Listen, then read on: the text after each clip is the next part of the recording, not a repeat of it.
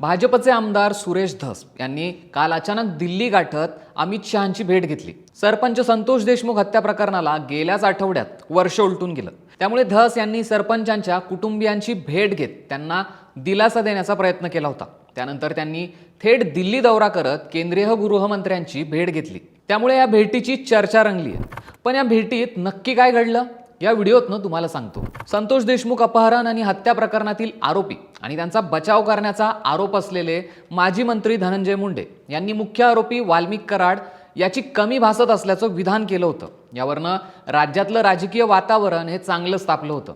त्याआधी महिनाभरापूर्वी मनोज जरांगे पाटील यांनीही धनंजय मुंडे यांनी आपल्या खुनाचा कट रचल्याचा खळबळजनक आरोप केला होता। त्यानंतर सुरेश धस हे आंतरवाली सराटीला जाऊन जरांगे यांना भेटलेही होते। तर आठवडाभराआधीच त्यांनी संतोष देशमुख यांच्या कुटुंबियांची भेट घेऊन त्यांना दिलासा दिला होता आणि त्यानंतर त्यांनी थेट दिल्ली गाठत केंद्रीय गृहमंत्र्यांची आता भेट घेतली आहे। त्यामुळे स्वतः धस यांनी ही भेट आष्टी विधानसभा मतदारसंघातील पर्यटन आणि धार्मिक विकास कामांसाठी होती असं म्हटलं असलं तरी आता या भेटीचं कनेक्शन मुंडेंशी असेल का यावर चर्चा रंगली आहे।